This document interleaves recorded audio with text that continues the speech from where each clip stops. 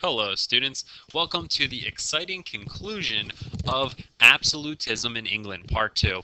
Or, Mr. Martyr, should we say lack of absolutism, because it looks like the kings are having a really tough time trying to be the ultimate leader in the country.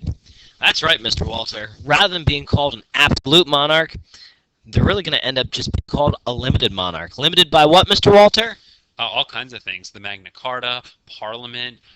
Eventually, we're going to see a Bill of Rights crop up in England. All kinds of things will limit the power of the king, where it had started out where the king had tried to get more power, like we saw happen in Spain and France. Alrighty. Some of the problems in England.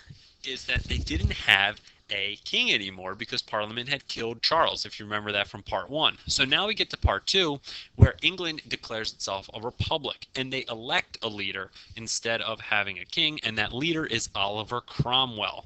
Now, Oliver Cromwell has some problems. Problem number 1 is that the son of Charles, Charles II, wants to be king, and there are still some supporters out there for a king in England. Problem 2 is that there are Irish Catholics who do not like the Protestantism that Cromwell is promoting, and there's fighting there. Another problem, which we don't have written down, is that Cromwell is very strict. He shuts down bars, he shuts down theaters, he shuts down dance halls. There's no singing, no fun, no nothing. And there are also some poor people who want a say in their government, and they are called the Levellers. Now, when Cromwell dies, he ended up being so unpopular that Parliament doesn't want to elect another ruler again. And so what they do instead, and this is kind of ironic, is they actually invite Charles II back to being king. And Charles II actually bears the nickname the Merry Monarch. They call him the Merry Monarch because he was in sharp contrast to Oliver Cromwell. And he did a great job at not angering Parliament, and he also does a great job at restoring a lot of things that Cromwell had stripped away, such as drinking and plays and all sorts of recreational things that happened in England. Now, Mr. Martin, why do you think Charles II probably didn't want to anger Parliament? Well, I think he saw what happened to his brother, Charles I.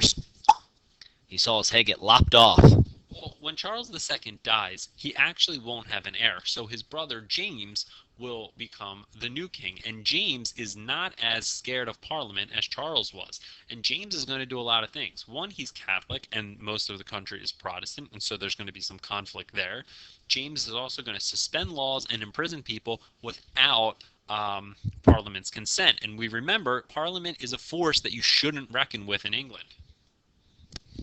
That takes us to what's called the Glorious Revolution. Huge turning point in Great Britain's history. All right, Parliament gets fed up with James II. All right, so they invite James's daughter, Mary, and her husband, William of Orange, to come and rule England. Ladies and gentlemen, have you ever heard of William and Mary before? Think about it. Think about it. Think about it. Well, if you guessed the College of William and Mary in Virginia, you're absolutely right. Home of President Thomas Jefferson, who went to school there. Just a fun little fact.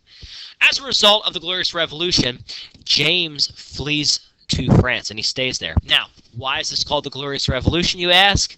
Well, the answer is because nobody dies. It's the first time there's a peaceful transfer of power.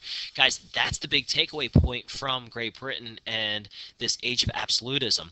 We saw absolutism fail with Charles I, Charles II, and James II. Now with William and Mary, we're going to see a very peaceful revolution and a peaceful exchange to power. Yes, when William and Mary take control of the country, we'll see a very powerful parliament with a very not so much powerful or weaker king ruling in England. And so this will be the beginning of the end for strong kings and queens in England, which where you get to even today, the king, the queen, the princes, they are more figureheads than actual people of power because of this attempt at absolutism and the kings failing at it. Again, if we've gone too fast, well, I'll let Mr. Martirone say this. This is some of his favorite lines. Thank you, Mr. Walter.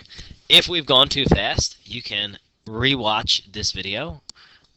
Please make sure you have all the notes downloaded and you can complete this guide. This is Absolutism in England Part 2.